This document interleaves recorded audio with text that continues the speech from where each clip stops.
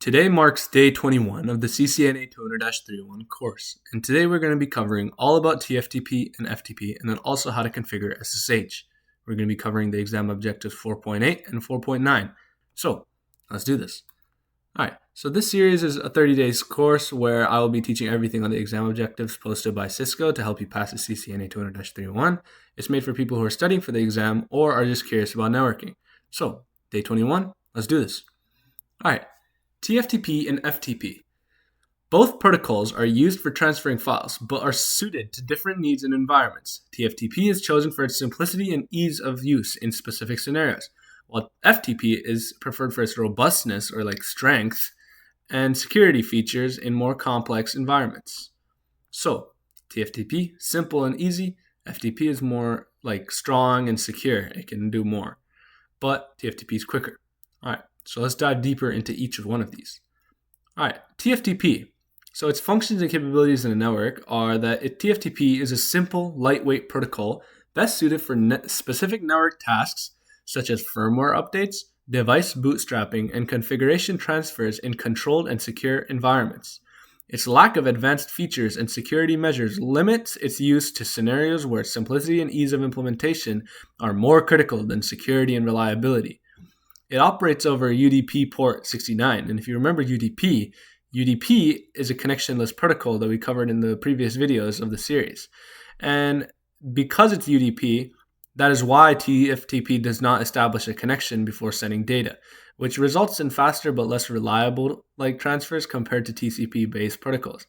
And if you guys want a super quick cover of what UDP is a connection protocol that sends it the second it gets it. And it has no establishing a link with the other side. It just sends the second it gets it. It doesn't care about order, but it's far quicker compared to TCP, which is its other protocol.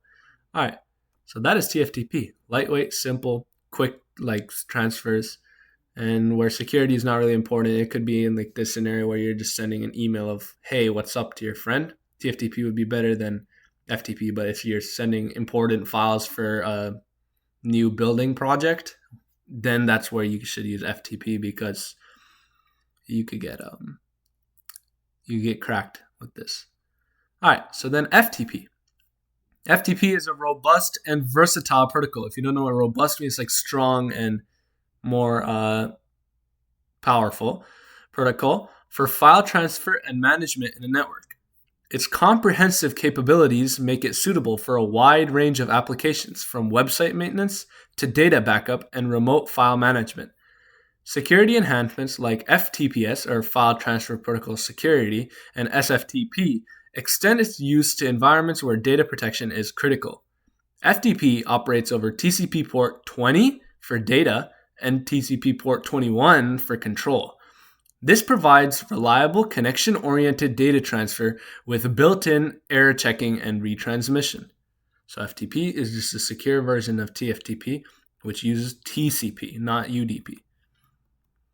All right, that's all for that. Now we should go on 4.8, which is SSH. But before we tell you how to configure it, I wanted to tell you what is it. So SSH, or Secure Shell, is a network protocol used for securely accessing and managing network devices over an unsecured network. It provides a secure channel over an unsecured network by using encryption, ensuring confidentiality and integrity of the data transmitted between the two network devices. SSH is an essential tool for network and system administrators, providing a secure method for remote management, file transfers, and secure communication over potentially insecure networks. So, that's all for SSH. Now we have to learn how to configure it on a Cisco iOS. Let's do this. All right, so basically it's simple. You set the domain name for the device. So in this case, IP domain name command, and then whatever your domain name is. In this case, mine was mydomain.com. After that, you create a RSA key pair for SSH encryption. This is done through the crypto key generate RSA command. You will be told to enter a key size. A size of 2048 bits is recommended for better security. So do that. And see, you'll just type in 2048 and you enter, and that's for better security. So now you have your RSA key pair. Now you create a local user account with a strong password. So username And then after that, you'd put in whatever you want. In my case, admin, then privilege, and you'll set the privilege, and then secret for the password, which would be, in my case, strong password, whatever you choose. That's how it's done. After that, you want to ensure that it uses SSH version 2 for better security. This is done in global config mode. So you just do IP SSH version 2. This switches it from 1.99.99 to IP SSH version 2. After that, you set the VTY lines or virtual terminal lines to use SSH and apply the user account for login.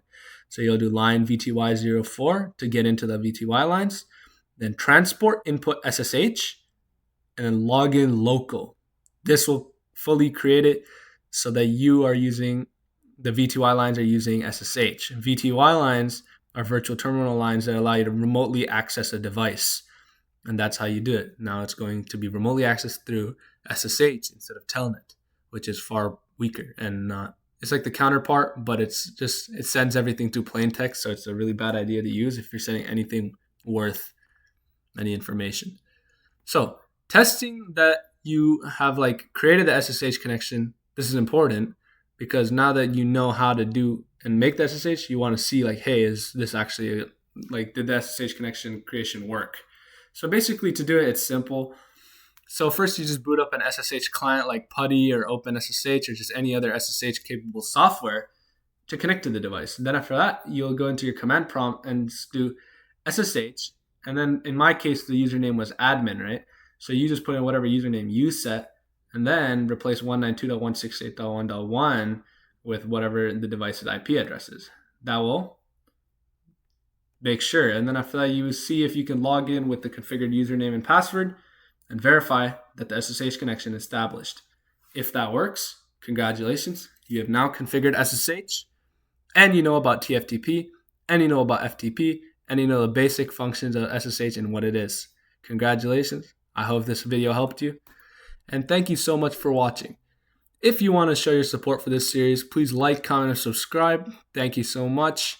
Let me know any of the advice you want to give me in the comments for how I should change my videos. Thank you.